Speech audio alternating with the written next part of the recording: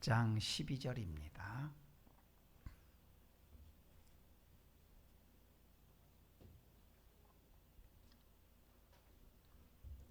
빌립보서 1장 12절 말씀입니다.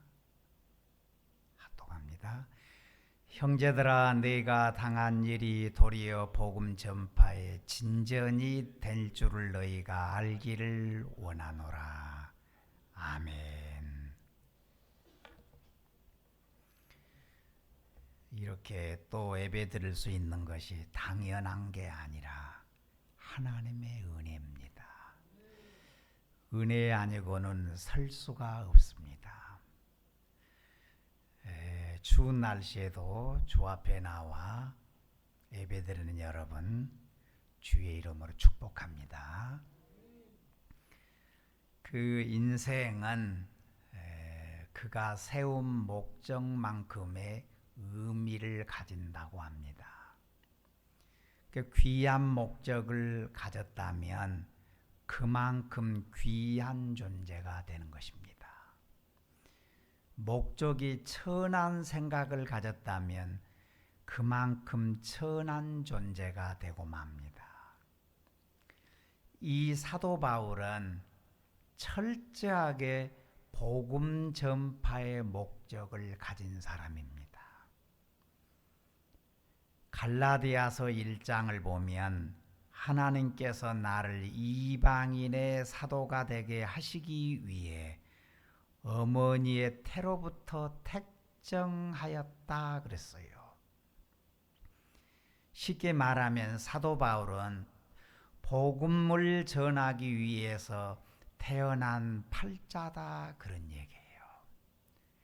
바울이 태어날 때 시기보를 보나 장소로나 보나 자라났던 그의 문화를 보나 그가 받았던 교육으로 보나 복음을 위해서 태어난 팔자였다 그런 얘기예요.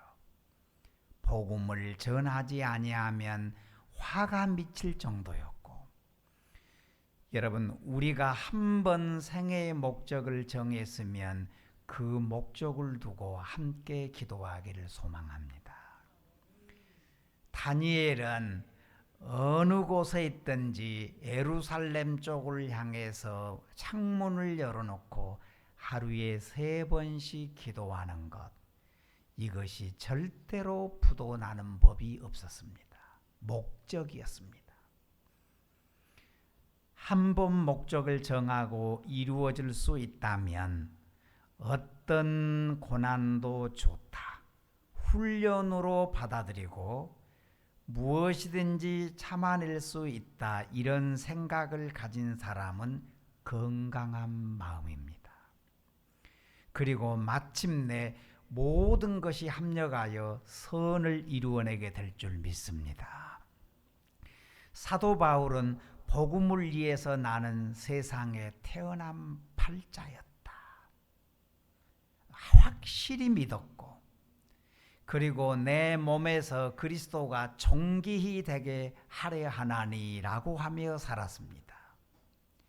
그 오직 예수 그리스도의 이름이 높아지기를 바랬던 것입니다. 내 몸을 통해서, 내 삶을 통해서 예수 그리스도의 이름이 드러나기를 그는 바랬습니다. 여기 12절 말씀을 보니까 형제들아, 내가 당한 일이 도리어 복음 전파에 진전이 된 줄을 너희가 알기를 원하노라 라고 했습니다. 지금은 힘들지만 앞으로는 분명히 잘 될 것이다. 내가 당한 일이 도리어 복음 전파에 진전이 될 줄을 너희가 알기를 원하노라. 할렐루야. 내가 당한 일, 사도 바울은 지금 당하고 있는 일이 가장 밑바닥에 내려가 있습니다. 로마 감옥에 갇혀 있습니다. 꽁꽁 매여 있습니다. 지금 감옥에 갇혀서 고통을 받고 있습니다. 아무것도 할 수 없습니다. 한 발자국도 전진할 수 없는 곳에 박혀 있는 겁니다. 마치 시간이 그에게는 이제 영 돼 버렸습니다. 멈춰 있는 상태입니다. 사도 바울은 이렇게 옥살이를 하는 것, 멈추었다, 의미가 없다, 그는 생각하지 않습니다. 감옥에 있는 것뿐만이 아닙니다. 이 감옥에 올 때까지 된 경로를 종합해서 다 얘기한 겁니다. 내가 당한 일 때문에 하늘 문이 닫혀져 버렸다. 그렇게 그는 생각하지 않습니다. 누가 보아도 감옥 안에 있으니까 이제 끝나는 인생이요. 거기서 정리해야 될 상황이 되어버렸습니다. 그런데도 그는 나에게는 하늘 문이 열리고 내가 당한 일이 도리어 진전될 줄 나는 믿는다. 이 믿음이 있습니다. 사도행전 24장에서 27장까지를 읽어보면 이 사도 바울이 이 감옥에 가지 않으려고 예를 많이 썼습니다. 어떻게 해서든지 이 감옥에만큼은 피해야 되겠다. 인간적인 수단을 써본 적이 있습니다. 그러나 결국에는 가이사랴 빌립보에 가서 재판도 없이 2년을 갇혀 있는 겁니다. 딱 묶여 있습니다. 하루가 바쁩니다. 1시간이 급하는데 감옥에 2년을 갇혀 있는 겁니다. 얼마나 답답하고 아까운 시간 세월인지 이제 나에게는 목적이 사라진 것처럼 느껴질 그럴 때입니다. 그래서 할 수 없이 사도 바울은 최후의 수단으로 로마 황제에게 상소를 하게 됩니다. 내가 로마 시민권을 가지고 있는 사람이요. 가이사에게 재판을 받아야 되겠소. 이렇게 그는 자랑하고 싶어서 로마 시민권을 가졌다고 얘기한 게 아니라 편법을 쓰고 싶어서도 아닙니다. 다만 복음 전파를 위해서 가이사랴 감옥에서 빨리 나와야 하겠길래 로마에 상소를 하게 된 것입니다. 그래서 결국 사도 바울은 죄수의 몸으로 그는 묶인 채로 로마로 호송이 되고 있는 것입니다. 그러면 이 사도 바울이 로마로 가는 길이 평탄했느냐? 아니었습니다. 너무나 험난한 백길이었습니다. 이 사도 바울이 탄 배는 276명이 탈 수 있었습니다. 2000년 전에 276명이면 상당한 규모의 배였습니다. 거기에다가 많은 짐도 가득히 실었습니다. 지금처럼 엔진으로 가는 배가 아닙니다. 이것은 돛담배였습니다. 어쨌든 사도 바울은 이 돛담배를 타고 쇠사슬에 묶여 지금 로마로 가는 중입니다. 여기에는 백부장, 선주, 선장이 있었습니다. 이렇게 세 사람의 인도하에 이 배는 로마를 향해 가고 있습니다. 그런데 미양이라는 곳에 머물렀다가 베닉스에서 겨울을 나기로 하고 항해하는 중인데 그만 큰 풍랑을 만나버립니다. 배가 파손돼 버립니다. 속수무책입니다. 큰 광풍에 배가 위험하니 군인들도 제수들도 소용없습니다. 가까운 섬으로 헤엄쳐서 나가야만 합니다. 겨우 목숨을 건졌습니다. 죽을 고비를 넘겼습니다. 그리고 그 작은 섬에서 3개월 동안 겨울을 지내고 고생 끝에 이제 로마에 도착하게 되었습니다. 그리고 또 감옥에 갇히게 된 겁니다. 이렇게 되니 답답할 노릇입니다. 목적이 보이지 않습니다. 가이사랴 빌립보에서 2년을 갇혔고 배가 파손되었고 섬에서 고생을 했습니다. 또 이곳 노마에 와서 또 2, 3년을 갇히게 되어 있는 겁니다. 하나님, 어째서 나에게는 이렇게 인색하십니까? 하나님, 왜 나에게는 은혜를 인색하게 주시는 겁니까? 왜 나에게 길을 열어주시지 않는 것입니까? 할 수 있습니다. 이건 누가 봐도 이 정도 상황이면 마음이 꺾이기 마련입니다. 이런 상황에서 사도 바울은 엄청난 메가톤급 말을 얘기합니다. 형제들아, 내가 당한 일이 도리어 복음 전파의 진전이 될 줄을 너희가 알기를 원하노라. 마음이 꺾이지 않습니다. 믿음의 진가를 보여줍니다. 도리어 복음 전파의 진전이 될 것이다. 낙심을 꺾어버립니다. 구약의 요셉이 가는 길도 불쌍하다 싶어집니다. 노예로 팔리더니 이 양반이 감옥에까지 갇힙니다. 내리막길 더 이상 갈 곳도 없습니다. 그런데 그 길이 요셉에게는 꿈을 이루는 지름길로 가는 길이었습니다. 그리고 마음은 더 단단해졌습니다. 도리어 진전이 되었습니다.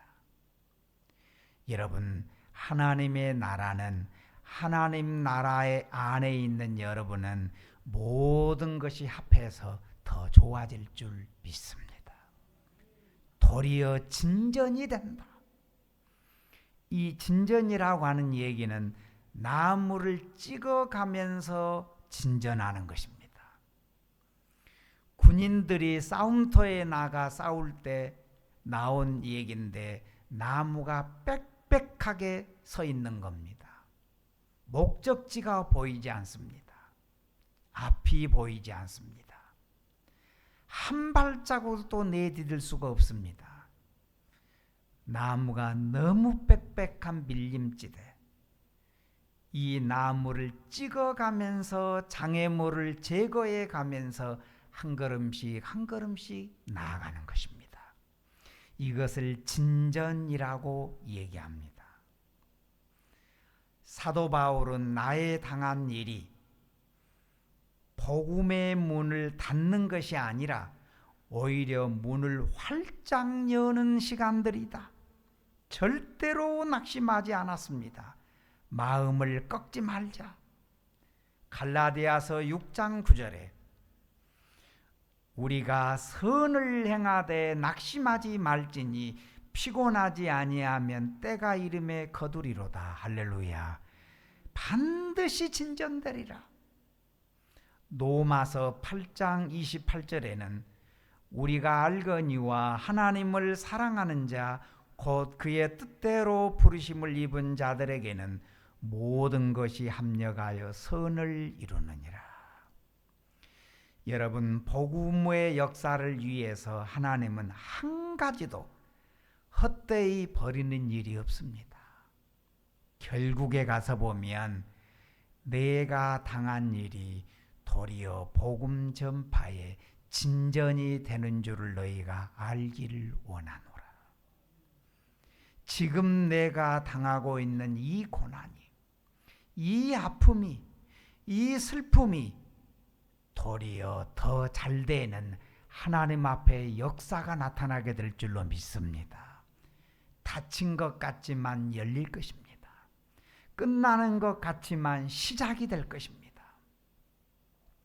록펠러는 친구에게 사기를 당했습니다. 그래서 쓸모없는 폐강을 사고 말았습니다.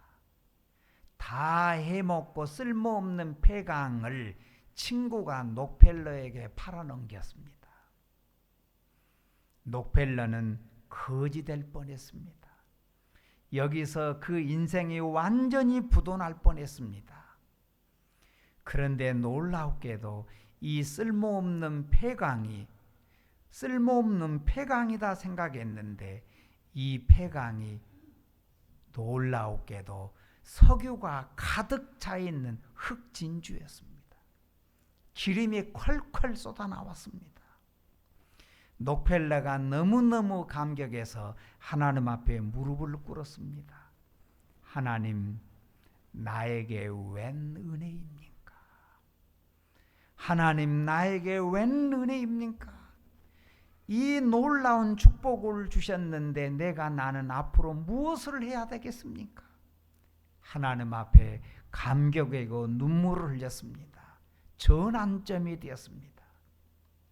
도리어 복음 전파의 진전이 되었습니다. 여러분, 어떤 상황에서도 마음이 꺾어지지 않기를 소망합니다. 반드시 하나님은 여러분을 통하여서 하나님의 나라는 이런 승리의 나라다 역사해 주실 줄 믿습니다. 현재를 절대로 탓하지 말고, 그래, 욥처럼 훈련으로 수용해버린 겁니다. 분명히 나중에는 갑절로 하나님께서 은혜 위에 은혜를 더 허락해 주실 줄 믿습니다. 믿음의 싸움은 그런 거로 절대 실패가 없습니다. 나중에 더 잘 될 줄로 믿습니다. 앞으로 가면 갈수록 하나님의 나라가 더 풍성해질 줄 믿습니다.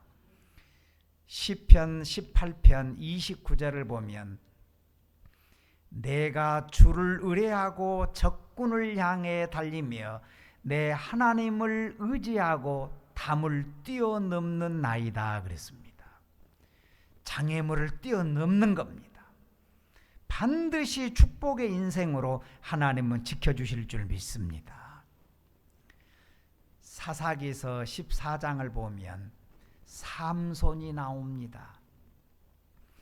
이 삼손이 딥나에 내려가는 길인데 내려가는 길에 젊은 사자를 만났습니다. 젊은 사자입니다. 힘이 세고 더 포악한 사자. 젊은 사자가 삼손을 보고 소리를 지르는 겁니다. 그 눈빛을 보니 삼손을 삼킬 듯 보는 무서운 눈빛이었습니다.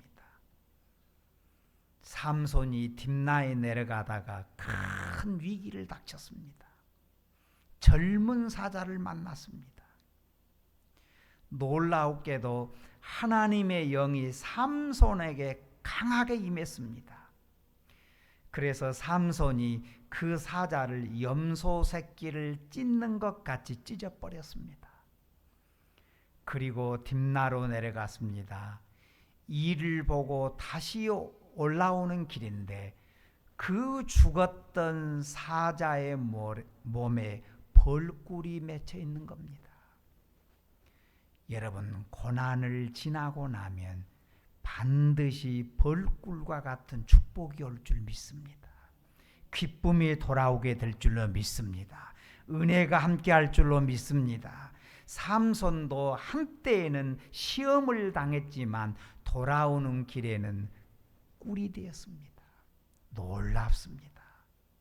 사도 바울이 그래서 내가 당한 일이 더 잘 될 줄 믿는다.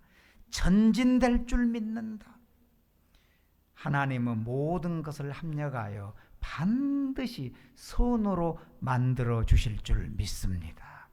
여러분, 이 시간에 모두가 하나님 앞에 전진되게 하시는 역사를 믿고 바라보며 나가기를 주의 이름으로 소망합니다. 할렐루야. 기도합니다.